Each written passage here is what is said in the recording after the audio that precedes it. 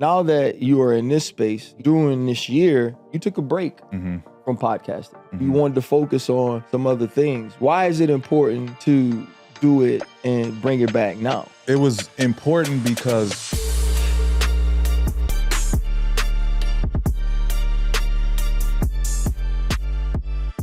Podcast P fam, welcome back to another episode of Podcast P, a Wave original. We are back at it, and it feels so good to be here. It's your boy PG. Join with me is my guys, Dallas Rutherford. We're back, baby. And Jackie Long.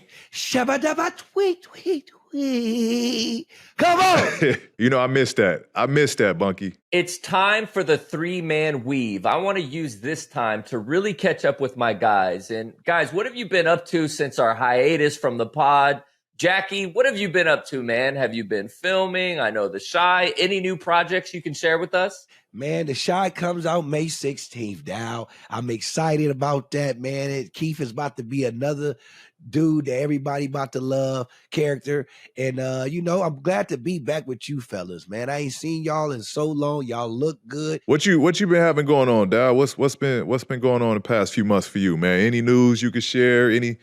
how's the world in the Rutherford household going? Well, things have been going well. Happy to be back. Have definitely missed doing the podcast. But the big news for me is my beautiful wife is expecting a child. So we have a boy on the way. It's due August 9th. Come on! So I'm super excited to be a father and already, getting ready to start his basketball training. And, it's a future white stallion in the making. Baby boy, ain't nothing better than that, man. You finally get your baby boy. For y'all, it's your first one, man. It's something special about that, dog. Like, you're going to love it. Congratulations. He's already in training. He's already playing basketball in his stomach. I'm talking to him. Okay. So he already got a ball in there. Yeah, he knows how to break down his zone. We're working on a lot of things. He's just got to start him young.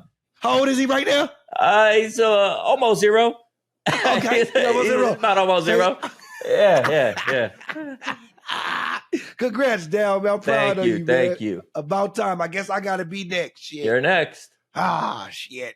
So, P, I got to ask, man, we ain't seen you in a few months. You've been over there on the East Coast for I don't know how long, man. I know it's been cold, and I know your black ass don't like no weather. But what you been up to over there, man? Life good, bro. I've been chilling, getting my body right, been working out, training hard, playing a ton of golf, trying to get my golf game right. I just finally cracked the 90s. So, my plan is to get into the 80s by the end of this summer. That's my goal. But other than that, man, I've just been working hard, just been training, just attacking that. That's first and foremost because I do want to hit the ground running when I get back on the court with my training and stuff like that. So, just enjoying family time, enjoying the kids, enjoying wifey, just kicking it, straight kicking it. So, P, we saw you sat down with the Pivot for a dope conversation, and I just want to know, what was that experience like for you being on their podcast? Yeah, it was fun. Obviously, the Pivot is it's who we kind of gained inspiration from when we first started this podcast stuff. So it was dope to sit down with Ryan, Fred, Channing, just picking their brains. For us, we had the conversations, the relation between basketball and football, the comparison, the crossover. We talked life, we talked the season. And it was cool just kind of picking their brain on, obviously, Travis Hunter being most polarized player coming out in this NFL draft and how that transition to be for him playing on both sides. So we got to kind of talk about that a little bit. So it was a dope conversation that I had with them. They definitely dropped some gems, some jewels. And again, just paying homage to them because they've been doing this for a long time. And so it was real respect from my end and from what we trying to do over here at Podcast P. So, P, I just got to know, man, is the Pivot, because I love them guys over there, is they show a little, serious, or is it a little fun like ours? Yeah, no, I mean, it's I think the beauty of them is they all kind of, give a different perspective. They all piggyback off one another. They have a different point of view on things, you know. So you get a little bit of everything. You get comedy, you get seriousness, you get straightforwardness, you know, and so it's refreshing to kind of have all three of those elements, you know what I mean, when you talking and you podcasting and you know, in this space. Like, so it was dope, man. They have fun, they enjoy it the same way we do over here. Obviously, you know, they you know, they the professionals, man. They do it at a high level. So they understand this space and how to kind of navigate it. But, you know, they have their fun. They got they, you know, they ways of, you know, cracking their jokes and you know, being lighthearted as well. With that in mind, y'all, I really want everyone to check that conversation out I had with the Pivot for a special crossover episode with Podcast P. It's packed with great gems. Those guys, man, they do an amazing job over there. They definitely pioneering this. We'll get right into that after this break. We're taking a quick break to put you on the McDonald's all-new crispy chicken strips. New McCrispy strips are here. It's chicken made for dipping. Tender, juicy white meat chicken with a golden brown, peppery breading. It's chicken so good it deserves its own sauce. The creamy, chili McCrispy strip dip. Oh my God. A sauce that's creamy, savory, and sweet with a little heat. But it works with any of our sauces. P, what are your go-to sauces for the McCrispy strips? Is it barbecue, maybe a little sweet and sour? I actually rock with both. I like the barbecue. I like the sweet and sour. I also like a little ranch with, you know, my chicken nuggets. So I'm going to say all three of those. So head over to McDonald's and go grab the new McCrispy strips with a new creamy chili McCrispy strip dip. It's chicken made for dipping, only at McDonald's. Welcome back to part 2 of Podcast P and the Pivot crossover. I'm with my guys right here. Fellas, we've been having an unbelievable open conversation thus far. One of the best podcasters. Yep. Appreciate that. Thank you. In the space, but obviously one of the best basketball players in the world. But now that you are in this space, you know, during this year, you took a break from podcasting. You wanted to focus on some other things. Why is it important to do it and bring it back now? It was important because, you know, I'm not a person that run away from anything. You know what I mean? Like, my dad kind of instilled that you face your problems and you move on from it. It's there and it's gone.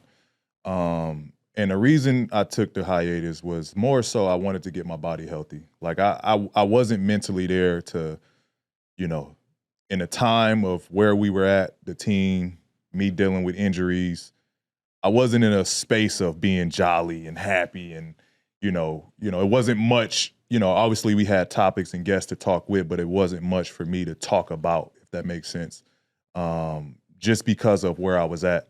And so now, you know, it's obviously the summer, my downtime, I'm training, focusing on my body. I did procedures to get ready for this next season and kind of just want to touch back with my fan base that, you know, the ones that were concerned. Why did he stop this? You know, there was a following. There was people that was looking forward to this. It was helping people mentally. People were going through things that they could connect with the stories.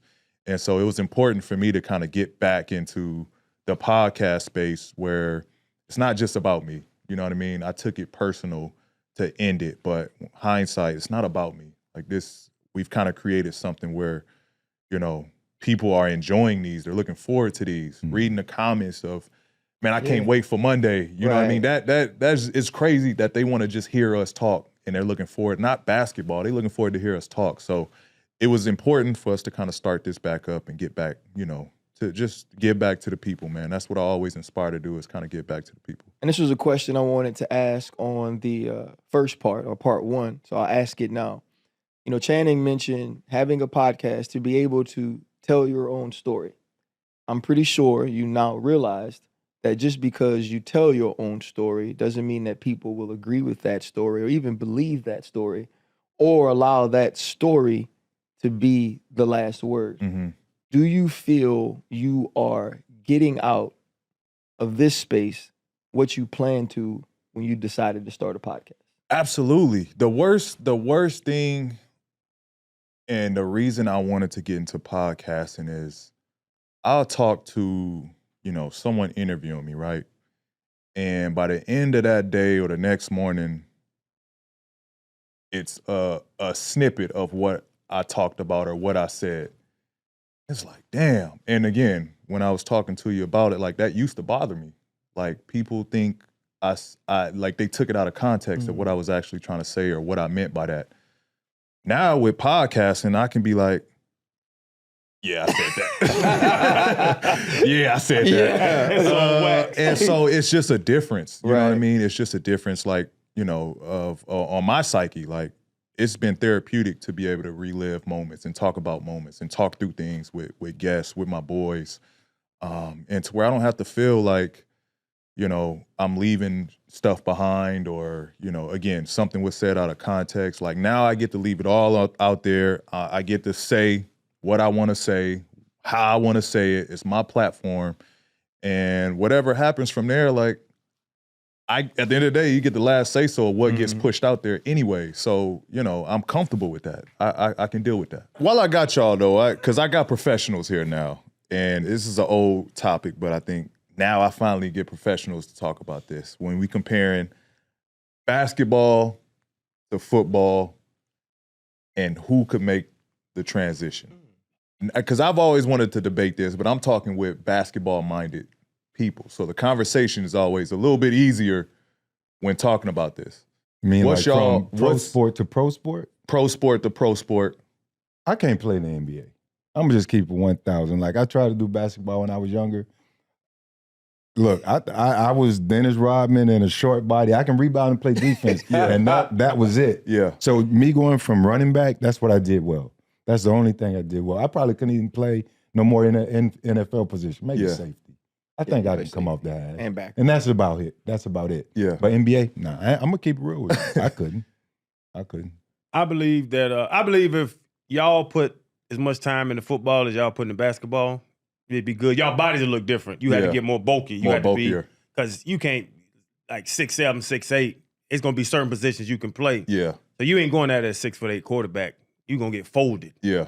So it's the physicality of it, but also I think if they did it, if the basketball players did it since they were young and that's what they concentrate on, they would do it. Like my man, I love Steven Adams. I think he'll thrive in any sport in the world because he's just so big and strong. But I do believe more NBA players with the athleticism, if they put their mind to the bulk up, they could transition to football faster than football players can transition to basketball. The conversation is stupid. First off, it's a dumb conversation. Who was it? Austin that started? When Austin we first Rivers. started that. The problem is this: there are more people, and this is what I truly believe. There are more people that have played basketball as their primary sport or that made it to the NBA that if when they were younger decided to play football could be in the NFL. I believe that because the other piece of it is too, a large requisite for what y'all do is height. Like if you don't, like I was a really good high school basketball player, but I knew that was it. I'm 5'11". To do that, like, you know, people don't understand like how skilled, and they sort of, but that CP is, or even Steph at 6'3", or that Kyrie has to be because they lack that.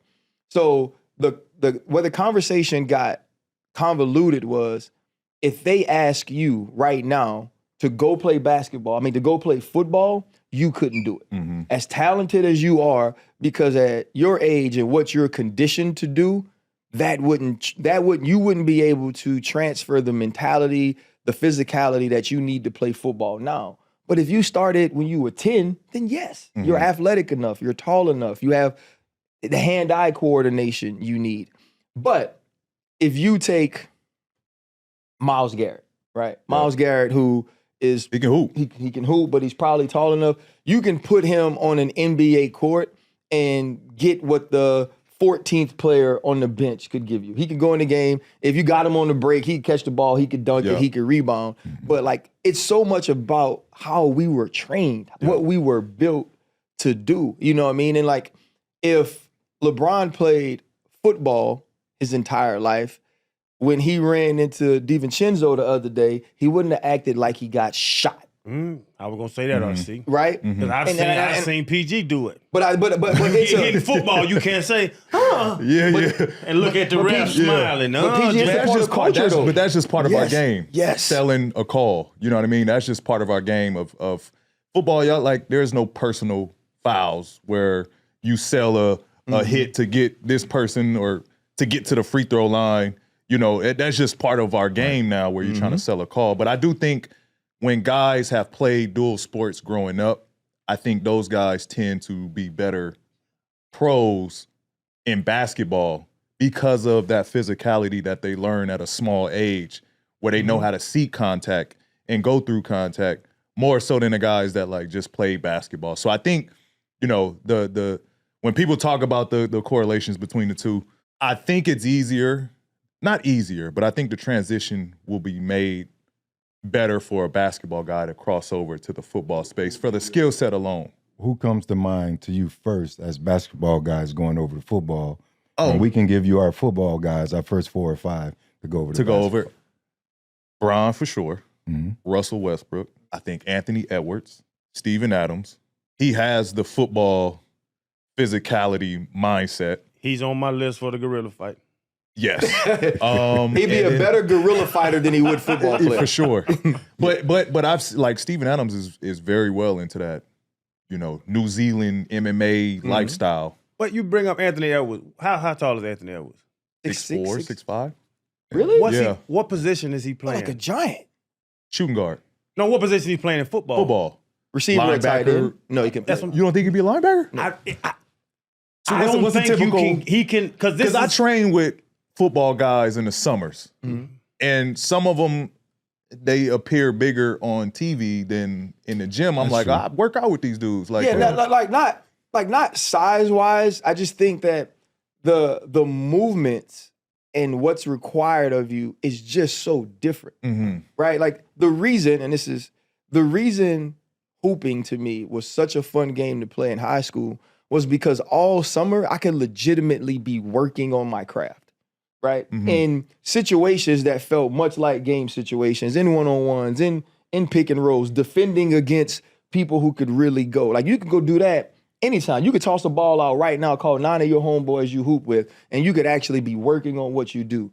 We can't do that because it's an impossibility for me to say, Fred, man, let's go out, man, and we're going to do Oklahoma for an hour and a half.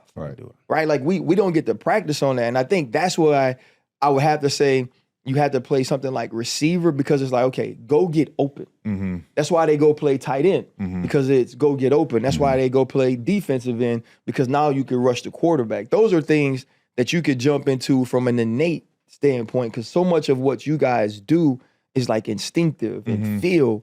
It'll be hard for them to go play, in my opinion, a position. 100%. That's why like Anthony Edwards jumping into the box. Yeah. Yeah.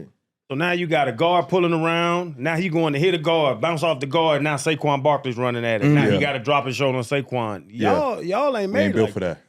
But We it's ain't not, I'm built not for saying I'm not saying he's not tough. Yeah. I'm just saying if you haven't done that your whole life, that's you the hard do part. that. I think it's going to be hard to transition. And that's why I think the conversation was so difficult because it felt like when we were saying y'all couldn't, that we were saying y'all weren't good enough athletes. When I was a good high school basketball player, right? Like all city, all conference, all those things. When I got to high school at LSU, we weren't a great team, but they let me come hoop with them in the off season. Bro, the game would be like 20-something possessions because y'all would make every shot.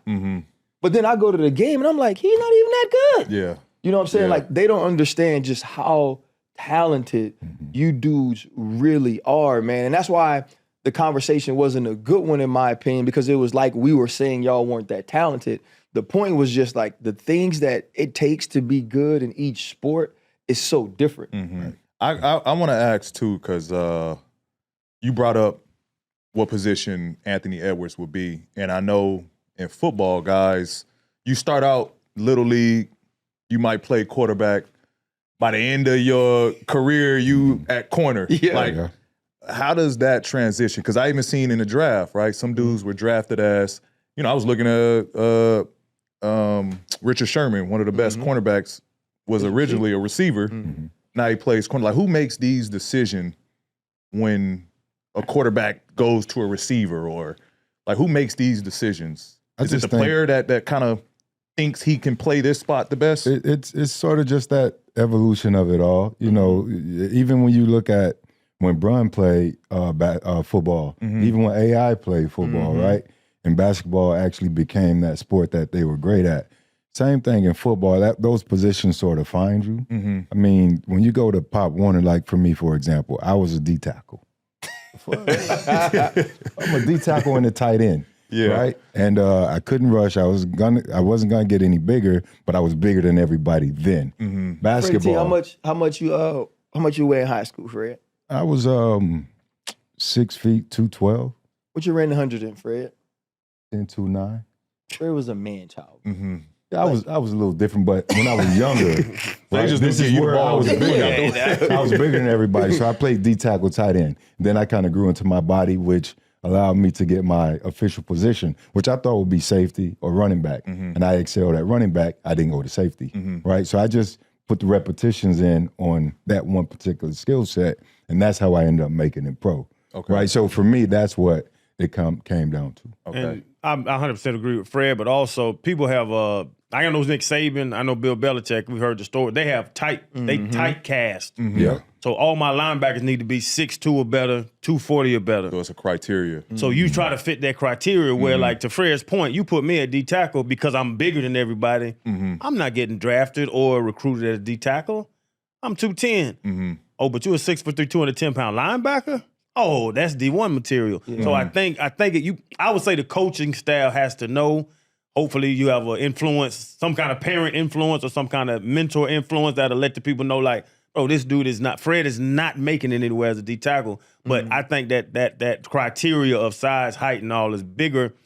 NBA, y'all just got to be long as hell. Yeah. But I think in the NFL or just football, they have a criteria set, weight, heights that they want to see. I mean, but you talked about it in part one though, right? When you said you coming back, they wanted you to be the 4. And you was like, nah, I'm a 3.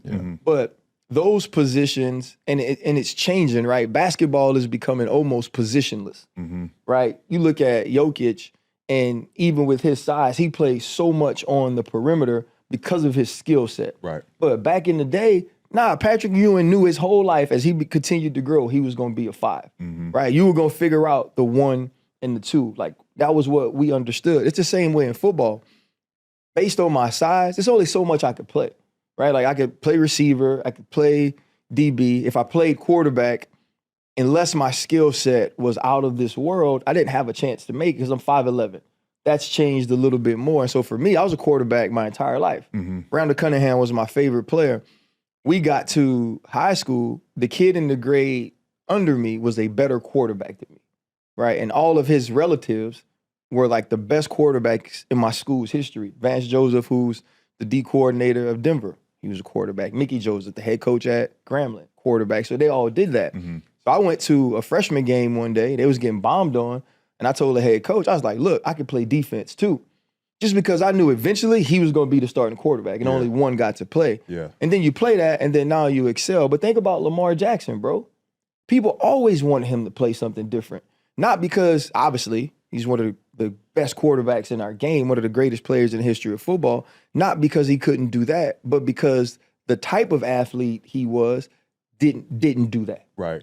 So they wanted to push him to do something else. He just believed that he could do that, man. And so I think sometimes you got to stand on what you believe you can be great at, because people have this already preconceived notion of this is what this position is supposed to look like. Got you. I want to add back because talking about the size and all that stuff. Yeah. Nowadays in the NBA, they got 0.5. I didn't remember hearing the 5 running the point anymore. That's new. So even what they just did to LeBron. Had LeBron down there with Gobert's ass for no reason. Like, what's going on there? Because they're playing small ball. This dude's getting his ass whooped down here in this paint. That doesn't upset you at any time? It does, but you know what? That's the league turned to that because of us. Miami put Chris Bosh at the 5 because Roy Hibbert was shutting the paint down. And so that's really where the league changed. And then you saw Atlanta Hawks, Pearl Antich was at the 5 and they played a small ball. And their whole thing was, we need to get that big dude out of the middle. And from that point forward, with how Dan Antonio played offense with the 4 guards, why not have a 5 that can shoot threes too now out there? And so I think when that started happening, Houston started getting with James and you know, the 5 that could roll at that point was Clint Capella. But that's when the game changed, where you start having these 5 men that could facilitate and break people down and now giving them an opportunity to shoot the 3. So that started with us. Wow.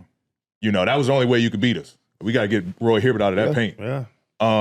With Travis Hunter, shout out Travis Hunter just getting drafted. Him playing Duval. Yeah. With him playing both sides of the ball, and I brought up, you know, because you guys originally, y'all start off Pop Warner and Little League playing both ends, right? Why is that so crazy for people to grasp that he can do that at a professional level when y'all start playing at that level at an early age? It goes back to just being great at one thing. Like, you want to be a Hall of Famer someday? Like, you want to be great or you want to be good? Very good. So, you know, Travis he's elite. He's one of those guys that come around once in a lifetime. Some guys can manage that transition, some guys can't. When you look at the Champ Baileys, you know, the likes of the Deion Sanders, like, we don't talk about guys like that often because they just can't do it. You got some guys that can go do it well, but to excel on both ends, and Travis, they're all unicorns, right? And then not only that, you have to have that skill set, but you also have to be that well conditioned. I can't go play 70 plays on offense and then give you 70 on defense or 50 on defense. Ain't no way. Most guys are going to tap out around 70, right? And then it's also position-based too. I play running back. I ain't going to go on the other side and play linebacker. In high school, you could do it, right, if they need you. But my high school, we were good enough. They didn't necessarily need me, so I got time on task more so at my position that I excelled at. But I think the positions that you have a little less contact, at corner, you ain't really got to hit nobody. Right. And at receiver, you ain't really going to get hit nowadays, especially. So I think Travis is going to do well down there in Jacksonville. But again, I think it's position specific that will determine that will determine if you're able to kind of make that change. Pete, who are the unicorns of basketball? Because I'm older than you. The time I got into basketball was Bad Boys. It was the transition from the Bad Boys to the Chicago Bulls. That was the ball I knew, right? Like, that if I had Jordan and I had Pippen, I could beat you with Purdue or Cartwright at the 5 because I just needed them to do a specific thing. And then we met Dirk, who had the height of a 5, but he played the game from the wing and could shoot the threes. Like, those type of unicorns changed the game, but they had to prove they could do it. You know what I'm saying? Like, when growing up, when I would watch basketball, if you were the tall kid, they just put you at the 5. They didn't care what the skill set was. And in some situations, you weren't going to gain the skill set because they weren't going to allow you to do it. You know what it is, man. If you were 7 foot and you trampled out and shot the 3, they're putting you on the bench. Right. Why are you out here? Right. And so I think that's a huge part of it, why we haven't seen it. And 2, we have not done a great job as football people of telling the world how special Travis Hunter is, how unique he is to have the ability to be considered to do it, right? Charles Woodson is my favorite football player of all time, you know, and I used to watch him at Michigan, and they'd put him in the game, bro, for like, 15 plays on offense, maybe 10 plays on offense. He'd return a punt. And you knew when he got in the game, he was getting the ball because they weren't going to waste him. Yep. Travis Hunter played the whole game on offense. Yeah. And then would switch and go play the entire game on defense. And I can't say that he's the best wide receiver I've ever seen in college, because he's not. I can't say he's the best corner I've ever seen in college. He is beyond a shadow of a doubt the best to have ever done both simultaneously. And so now it's though, like, basketball is different. It's it's not unique to say, man, he's one of the best two-way players in the league, because the best of y'all do both. Not in our sport, because it's so hard to do one. My thinking is, though, how does he maximize his potential to do both things and become a Hall of Famer? Yeah. Because the way he's going to be evaluated is going to be so different. Does he have to be a top 5 wide receiver and a top 5 DB to be an All-Pro or to be a Hall of Famer? Or to validate the fact that he was picked second overall? What if he's just okay in the league? Right. Like, what if he's a good receiver and he's a good DB, but he's not great at either one? Mm-hmm. Do we then say he made a mistake by not focusing on playing one position, becoming the greatest at that? Because Denzel Ward, I promise you, is as good of an athlete as Travis Hunter, Jamar Chase is, Patrick Surtain is, Justin Jefferson is. And that's the type of dudes you seeing. You know how it is, PG. You talked about on our show having 5 games in 7 days. You know, when you're in Indiana or when you're in OKC with the Clippers, Philly, whatever, like in this 5 games, man, like defensively, you might see Kawhi or you might see Jamal Murray or like, and you say Jamal Murray and it's like, well, he's not one of the top 5 players, but he's a baller. Right. Right? Or you might see, then the next night you got to see Steph. After a while, bro, you do that junk week to week on both sides of the ball, that's going to wear on It's you. exhausting. If y'all say y'all the coach, right, in Jacksonville, and y'all coaching Travis, are y'all using him knowing he wants to play both ends of the ball? Are y'all saying, hey, you're going to be a DB, but I know you want to play both ends. We're going to use you sporadically offensively as well. It's pretty much, I use a basketball term. It has to be load management. Yeah. On both sides. Yeah. You know, first down, they're a running team. We know they're going to run, try to get you a breather. Third down, 3rd and 8, they pass it, hey, go jump in the slot. Yeah. And I think offensively the same way. He'll have a package.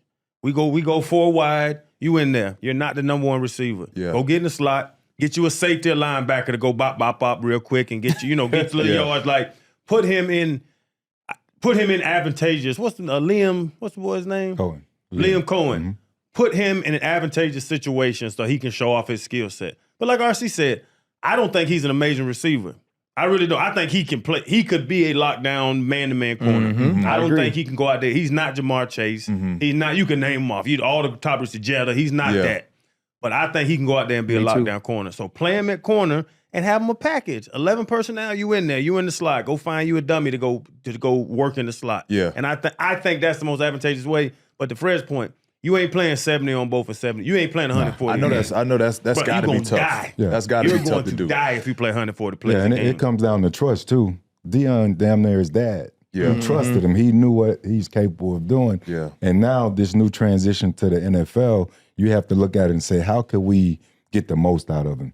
RC and I believe you can go from DB full-time, sprinkle in 15, 20 plays here or there on offense, some reverses, some runoffs, some crossers, just get in the way, right? Bring attention to the play scheme, right? Which will make the offense better just by having his presence, not the other way around, not receiver and sprinkle in a defensive package. I think that would be a little bit more complicated. But it comes down to trust ultimately. Like, if they look at him and say, all right, we believe you're good at this or great at this, and we need you more here, this is where you're going to eventually be. So I think that's what the Jags need to do. They need to do it now because they need to win. Yeah. Big, I have a question for you. Yeah. What's an NBA work day like? NBA work day on a game day? No, not on a game day. See, like ours is so different because we practice. We have Monday through Saturday to get ready for Sunday. Yep. But let's say, you guys are preparing the game and the game's 2 days away. What would that work day be like? Well, it depends on where you're at. Okay. Some teams I played on shoot around on that game day. We're going to prepare for that team that day. Other teams, we're going to prepare today to be ready in 2 days. Got you. But, Philly, we play Tuesday. Today is, say, it's Sunday. We got 2 days before the game. We training Sunday. We're going to go over us, right? Monday, we're going to go over us. We're going to sprinkle in a little bit of them. Tuesday, we're going to go over everything they run, what they like to do. We're going to go over who attacks more right, who attacks more left. It's more detailed and dialed in. So then we're ready for that game at night. So NFL day could be, depending on how they structure it, they say you work 8 to 4, right? It's a normal work day. Wednesday, Thursday are long days. Friday, you get out a little earlier. If you ever look at NFL teams, a lot of times, defenders and offensive players are not very close, right? Like defensive guys are normally really close to defensive guys. Usually you only get close to the offensive dude if they put y'all lockers near each other. Because for 4 hours in the morning, I will not see him. Yeah. Right? We get to work, we have the team meeting, they have what they call breakouts when you go to your offensive or defensive side, and we don't see each other. Because it takes that much time to learn what you have to do to just play that side of the ball. Now, Travis Hunter will be thrust into a world where that's the way preparing for the game works against people who are only doing that, who are just as talented as he is, trying to do both.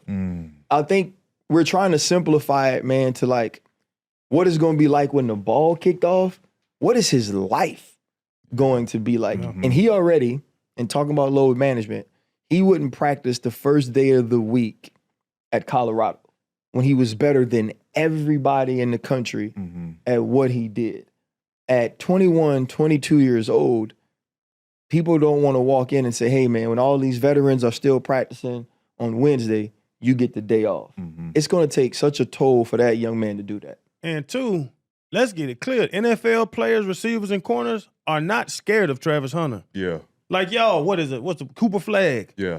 He going first. Y'all ain't talking about, right. Cooper Flagg's on the way. He gonna be tough. Yeah, so at Colorado, he was that dude. He out there, everybody, oh, man, Travis Hunter. He's about to walk into a world with grown-ass men that is not worried about who he is. Yeah. I'm about to go get my check, and I think that's going to be a transition, too, for him. Yeah.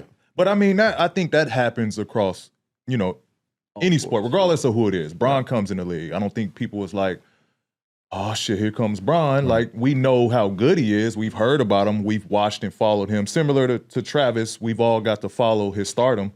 But I just think in his situation, like, it's hard to keep him off the field because I do think Travis have that it factor. Yeah.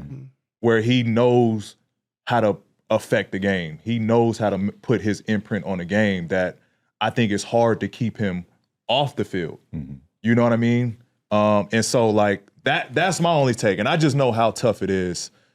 It's tough in basketball. And that's just our sport. You play offense and defense. And it's tough for us at times. It's been times where, hey, man, y'all, I got this motherfucker tonight, man. Offensively, I'm gonna need y'all to be a little bit more aggressive, And so it takes a toll on you in our game. And I can only imagine for him having to do that full time. But just to y'all to answer that, him having that it factor, like how do you?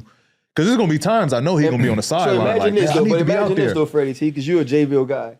The first time they get bombed on, and Travis Hunter is not at corner, right? Or the first time they need an important offensive play, and Travis Hunter is not at receiver. Yeah, That's what y'all gonna be dealing with. It goes back to what you're saying now and what you just said. Need.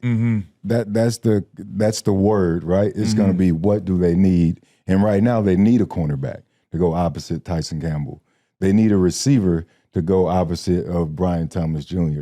So it's gonna come down to being smart, being able to get him from this room.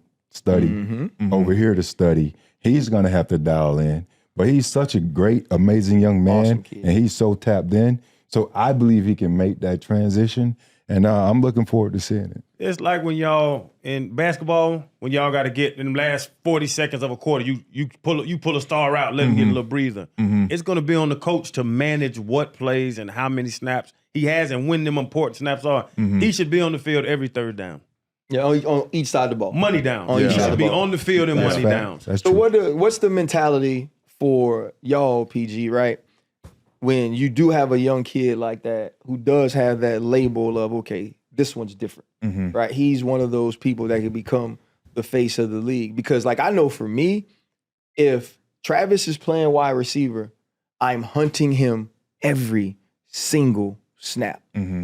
If you put him out there, you better have some way to protect him. If I'm offensive, if I'm the Baltimore Ravens, as soon as I see Travis Hunter running the game, I'm putting him in the formation that I get a chance to give the football to Derrick Henry, and he got to tackle. Right? Like I'm just saying. You wanna see it. If you want the to, receiver's about to be calling him up to the line. like, hey, no, don't get back here. Come up here. So for y'all, is it that same mentality though? Like he mentioned, Cooper Flagg. You know what I'm saying? You mentioned when Bron came in the league. When we have the cross era talk, everybody tries to say that your era now of basketball is soft because people ride on banana boats and stuff together. You know what I mean? Like, that's weird. But for y'all, do y'all have that same mentality of, nah, dog, like, you got to come show me? Yeah, absolutely. And it at the end of the day, it comes down to scouting report, right? First week, Cooper Flagg coming to the league, he's going to be in all the action. He's going to be in actions where his man has to screen. Now our best player is coming off. If they switch, let's see if he can guard, right? It's going to come to a point where, A, Cooper can guard like a motherfucker. We're not going to attack him no more. Or B, the league knows Cooper Flagg cannot guard. And so that's just going to be the scouting report, and that's what's going to be his flaw going forward.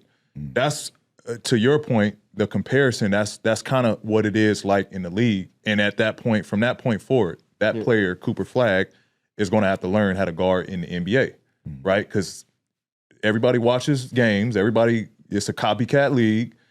We see that he can't guard in pick-to-pick actions. He can't guard bigs. He can't guard pick and rolls. We're going to target him in that way. So that's what Travis, I guess, is going to see. Either A, stop going to that motherfucker, or he can flat out guard. That's the thing, bro. You know, I'm a Heat dude. Are you supposed to say that, though, in the media? Because Darius Garland was like, they said, what's the game plan? Go a hero. Simple. You ain't supposed to say it, right? Nah. No. You know. Yeah. You know in the game, these motherfuckers is trying to target me. Right. Yeah. You know that during the games. Like, so it happens fast. Coaches know that. Right. We gonna put you opposite side. If you get sent up, you just pass him off. We gonna keep you in the corner. You know that during the game that you being targeted. Yeah. So it's a normal thing. Like you can't duck from nobody. As a teammate, do you talk to the duck? That's what we call it. You find duck, the duck. Absolutely. I got your back, dog. I got your back. Don't worry. I just need you to guard one move. Like, that's what we tell people. Just don't let them straight line. Right. I need you to guard one move. You make him counter, your help is there. Yeah. But if he beats you straight line, ain't shit I could do. But honestly though, P, man, like, none of y'all can't truly stop anybody. Like, like, y'all are so talented. Yeah. You know what I mean? Like, it's the reason people average 30. It's the reason people average 27. Realistically, what are you trying to do? Are you saying, like, we're going to make it hard on him? He's not going to score in the important moments. Because, like, there's a reason there's max contract. Because there's that many people in the league that has earned them. You're not stopping nobody unless you have a team that's designed like Boston Celtics, right? They switch 1 through 5 because they got 5 guys that can guard. Unless you got a team like that can switch, you're not going to stop nobody. Offensively, the game is designed for offensive player to have the advantage regardless. That's why there is the flopping shit going on. Because players know I have the advantage. All I have to do is sell the call. So you're not really stopping nobody in the league. What you're trying to do is just make it as tough as possible. And that's just where the individuals show how great they are. They can make contested shots. They can shoot over 2 people. They can make the game easy by drawing 2 on them on the ball. So, you know, that our league, like the days of stoppers, like those are pretty much gone. The TAs, like even, I call myself a defender. Like there's guys that like, I can't do shit with them. Like, I just gotta hope I'm there enough for this to be a tough shot for him. Like he might make the shot, but I did all I could to make this a tough possession for him. Right. You just gotta tip your hat. Channing, this is going your direction over here. What you got, brother? First of all, on my podcast, the homies and I, we had a conversation about how often you change out your towels, right? First, I just want to ask that question alone. How often you changing out your towels throughout the week? After you shower? At my house? That question alone, you a little shaky. A little shaky alone on that question. You say a week or a month? God damn. No, man, you could put 3 showers into a towel. Cause the towel ain't getting dirty. You done already washed all the dirt and stank off of you. Now it's just water. You just washing water, wiping water. Within the week though, how often you shower? I'm not shower probably 3-4 times. It's when my wife wants me to, and winks at me. We be putting the kids to bed. No, like if I get home late tonight, it's 12 at night. She already in bed. I don't got to wash. But tomorrow, when we wake up, we getting the kids ready for school. Yeah. She about to wash. She'll go out the door and wink at me. And I'm going to go run and bathe that ass. Because I know when they get home, we about to get nasty. Yeah, so that's just not a daily thing, huh? That's not. No, man. I think people waste a lot of water. I've gone green. I love the earth. I love that. Yeah, so I've gone green. So yeah, I really don't think you have to wash if you're about to have some sex. But what the question is though, for me, why wouldn't you just wash daily to be clean? You don't got to shower long. I don't know if y'all all married. You don't have sex every day. Life takes over. Yeah, Yeah. That's 100%. So if you ain't having no sex, what's the point of washing? Nasty ass. Bro. I don't know why this is a foreign thought to people. That's wild. For me, I don't want to get in the bed dirty. For the sheets, The sheets, you helping the sheets out? absolutely. I bought them motherfucking sheets. That's mine. Get dirty. The cleaning lady's gonna change them in 2 days. Oh, that's. See, man, y'all ain't efficient. PG, I'm an efficient human. I get And that. that's what it is. I'm gonna do But you this from the- because of this. But you from the South, so Yeah. I understand. Humidity at its finest, Okay. and you understand sweating Yeah. and being sticky at its finest. Yes. And that don't concern you. At the end of the day, you done all of this work around the house, played with the kids, got a little musty. I go to bed with a little swamp butt. Hey, you know why he say swamp? Because he talk about wrestling alligators and fighting gorillas. He tried to sign me and RC up, and we declined. Yeah. They So y'all not doing y'all not part of his 100 men? Nah. Well, he immediately ejected us from consideration after the first text message. Because in the first text message, I said everybody gonna die, Yeah. right? Because I believed that he was gonna run through all the folks, and he said, "Well, you guys can't come," and I said, "Thank you." Yeah. Because So y'all I'm was like negative on his plan. This plan is stupid. My plan is amazing. He says because him and his homeboy Brian Crumb, who I've actually seen a picture of and looks much like a gorilla. So I do see where you believe that he could confidence be is coming from. your number two. Okay. But because him and Brian Crumb can wrestle alligators, that's what they would do. They would go out. He said he'd jump on the alligator back, put a towel over his head, close his mouth. Brian Crumb would grab his feet. All right, cool. Yeah. How are you going to get close enough to a gorilla to throw a towel over his head and you ain't got to close his mouth? The gorilla 100% is built to do something we are not built to do. Absolutely. And I looked up, so I as this whole shit been going on, I looked up, all right, what was the largest recorded silverback, right? Motherfucker was 6'5", Yeah. 600 pounds. I'm 6'3", 250. Yeah, Now but I got 99 more big motherfuckers, 6'3", 250. Let's do the math on how much weight we got on this damn gorilla. And we're not fighting King Kong. I'm getting a little weak gorilla. No, I want you the don't sick get to gorilla. pick your I want gorilla. the gorilla coughing. I want the gorilla missing them big teeth. I'm running up on them. Listen, 100 dudes. That means 20 on the right arm, 20 on the left arm, 20 on the right leg, 20 on the left leg, 20 on the head. yeah, We're going to smother him, and I'm going to jam my arm down his throat and choke him. I say it depends on how smart this gorilla is and the 100 that's picked to fight the gorilla. That's what it comes down to. That's why I'm picking my own 'Cause team. if this and gorilla- now all three of y'all are uninvited. But if this gorilla know, like, all right, I can take 2 here, I can take 2 here, I can take 2 up there. The guys, Now he know to pick you off. 20 people, right, just based on space, can't touch the gorilla at the same time. It is an actual impossibility. You said 20 on the arm. We can't all get close enough to him because I can't get close enough to him to get around you to get to an arm. So as your dumb tail is running up, he gonna swat you and immediately something's breaking. Nope, because when he fights me, you got to hit the soft spots. 2 dudes is jamming their hands in his underarm. Somebody's punching him in his goodies. It's the soft spot. So now he all tightened up. You hit him in the booty, he got to tighten that booty down. His legs shooting out. Man. Y'all don't have I have a game plan for this. People been questioning me. I'm ready to do this. And y'all both gonna smell exactly alike at the time. So he might just befriend you. He gonna start rubbing Chad's head. You know, he gonna start rubbing your head. He gonna be like, man, this feels like home. Come on, home. Man, please, brother. But nah, PG, like when you, honestly, bro, like going on the roads with these dudes, every time we eat, this is what happens. Like, honestly, he was nice to you. If you wore these shorts, which I'm sure are expensive shorts because you hoop, right? And they're leather. I've never seen a pair of like leather shorts like that. What's that symbol? I don't know what that symbol is. So like so your outfit, I think it's clean. And then you chill, you got the socks on, the Birkenstock. He would say that you doing this is materialistic because you're doing it for everybody else. Yeah. I don't even know if he has drawers on. Why does it matter? Shorts or Why does it matter? You can't. You can't wear no leather. You can't wear no leather shorts and no drawers on. You can't put ass on leather. Yeah, like that's not okay. Now that's a swamp ass right there.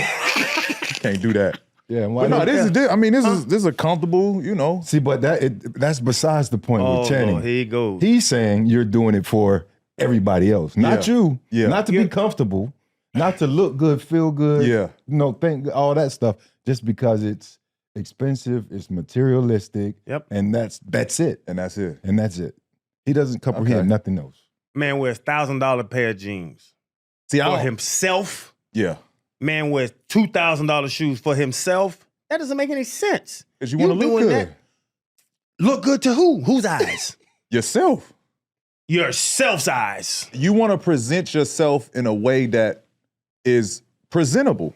A way that you feel, the way that you feel good about, though, presentable. You're presenting thing. I did them in school. You presenting the little sandwich board project. You're presenting it to the class.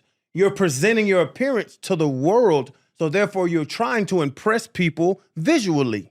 I don't care about impressing anyone visually. Yeah, I'm already impressive enough. But you already trying to, because you could have put some pink shoes on. Like, you don't have to match. They stress me out about this goddamn clothes once we doing the show. That's why I buy these expensive ass shoes. I wear me an ASIC. Yeah. Ain't nothing wrong with that. ASICs. Listen, the Crocs, I used to wear Crocs. I can't wear Crocs. Because, oh no, I got to wear what's them called? Crossovers, color crossy crosses. What? The little tag you got on your shoes. Oh no, this just represents this off-white, and they ain't got nothing to do. That's what it is. That's just what I like. Crossy cross. He don't know no better, but he gets mad at us because we like what we like. Yeah, and we are who we are. Yeah, and that's how we vibe. And he got issues with it. Y'all are trying to show out for people.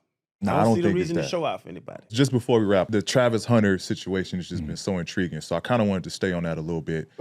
And I want to ask, are players fearful? Since you got a Travis Hunter who can play both sides, is that kind of the new, or do you think that'll be the new? No. So you don't think guys coming in the NFL or guys watching Travis Hunter being like, man, I think I can play both sides. I want to play both sides in the NFL. How about this? You have a Dodger hat on, right? Yes. You think it's some man at his house that's 5'6" with 35% body fat telling his son, you gonna be Shohei Ohtani. No. Like that's just, it's just not it's not a thing, but it's like everything else in the world, bro. Like, you know, when we lie to kids and be like, hey man, if you work hard, you can be anything you want to be. That's a lie. Yeah. Right? Because you can be anything you want to be within the capacity that God gave you to fulfill the potential to be. Mm-hmm. Like everybody can't do it. Like everybody can't be that talented. Like Travis put out a clip the other day hooping. Yeah. Like, he could do everything. Right. Everybody ain't like that. Right. It's the Deions, the Bo Jacksons. Yeah. You know what I'm saying? It's like, I don't want to say he's in that league yet, but they're just special. Jordan played baseball. It's special guys that are stupid athletes. Nobody's telling their son they're going to be Travis Hunter. I get that, but in the world of social media and people being inspired by individuals, and I'm sure Travis Hunter was inspired by Deion playing both ways. Like, it might not happen now, but there's a following behind Travis that's seeing, I can play both sides. But you work on that. There becomes you become, it might not be receiver, cornerback. It might be, it doesn't have to be necessarily. It might be O-line and D-line. Like it has to be perfect. Yeah, O-line, D-line is certainly one of the better or the easier transitions, right? Mm-hmm. But it has to be perfect. Like, I can't go back. It goes back to when you were talking about how we start at Pop Warner, right? Youth football, D tackle, tight end. What I'm gonna do, right? But Travis is gonna inspire a lot of people, and if they just have the body composition and the speed and just all of that talent, because he had to have Travis' ball skill is why he's so good and he's able to play both.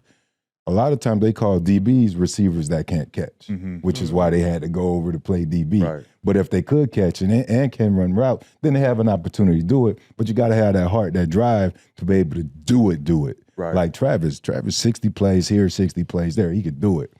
Not everybody's going to be able to do that, but he will inspire a lot of people. But the thing is this, y'all. We're acting like there aren't people who do it in high school, though. Like this is not. This is forever. Yeah. People have played like the best athletes on the team, especially if your school's not a big school, they play both ways. Yeah. You know, like they got dudes that play D tackle and offensive tackle or offensive guard, dudes that play running back and linebacker, cats that play wide receiver, cats that play quarterback and safety.